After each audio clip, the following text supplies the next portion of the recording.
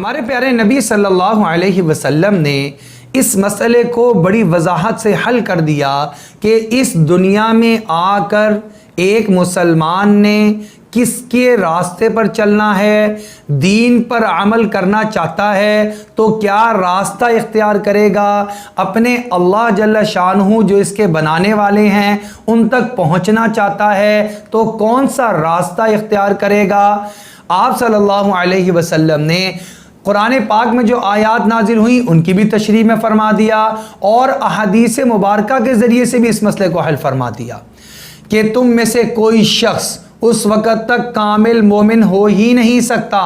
یعنی اس کا ایمان مکمل ہی نہیں ہو سکتا۔ لا یؤمن احدکم حتی اکون احب الیہ من والدہ وولدہ والناس اجمعین او کما قال علیہ الصلاۃ والسلام، تم میں سے کوئی شخص اس وقت تک کامل الایمان ہو ہی نہیں سکتا، وہ مومن بن ہی نہیں سکتا کامل، جب تک کہ اس کے دل کے اندر جو محبت ہے وہ جناب محمد الرسول اللہ صلی اللہ علیہ وسلم کی مخلوقات تمام میں سب سے زیادہ نہ ہو جائے۔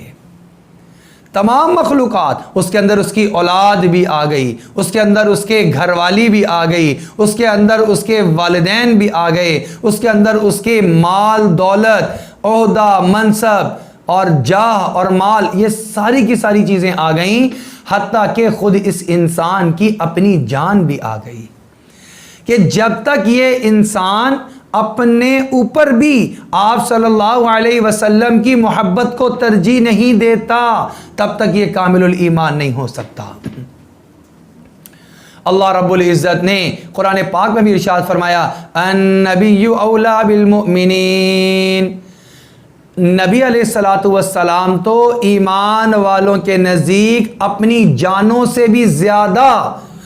قدر رکھتے ہیں، زیادہ حق رکھتے ہیں، زیادہ اولا ہیں،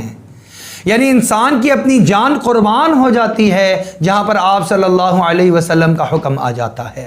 ذرا غور تو کریں، صحابہ رضوان اللہ تعالی علیہم اجمعین نے مختلف مواقع پر اپنی جانوں کے نذرانے کو پیش کیا تو وہ کس بنیاد پر کیا؟ آپ صلی اللہ علیہ وسلم کے حکم کی بنیاد پر، آپ صلی اللہ علیہ وسلم کی محبت کی بنیاد پر، لہٰذا اپنی جان بھی قربان کی جا رہی ہے اور آپ صلی اللہ علیہ وسلم سے محبت کا اظہار کیا جا رہا ہے۔ اس کا مطلب یہ ہوا کہ سب سے زیادہ محبت مخلوقات الہیہ میں سے ہمارے دل میں جناب محمد الرسول اللہ صلی اللہ علیہ وسلم کی ہونی چاہیے۔ سیدنا عمر فاروق رضی اللہ تعالی عنہ کا وہ مشہور و معروف واقعہ جس میں آپ صلی اللہ علیہ وسلم سے انہوں نے عرض کر دی، یا رسول اللہ صلی اللہ علیہ وسلم، مجھے آپ کی بات سننے کے بعد یہ دل میں احساس ہوا، میں نے غور کیا تو مجھے آپ صلی اللہ علیہ وسلم کی ذات مبارکہ ساری کی ساری مخلوقات میں سب سے زیادہ فضیلت والی اور عظمت والی لگتی ہے، سوائے میری اپنی جان کے،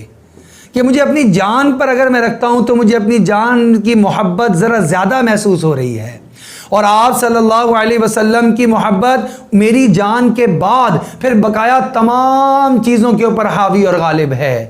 آپ صلی اللہ علیہ وسلم نے فوراً تلقین فرما دی، اے عمر، اس وقت تک کوئی شخص کامل الایمان نہیں ہو سکتا جب تک کہ اپنی جان سے بھی زیادہ مجھ محمد الرسول اللہ صلی اللہ علیہ وسلم سے محبت کرنے والا نہ بن جائے۔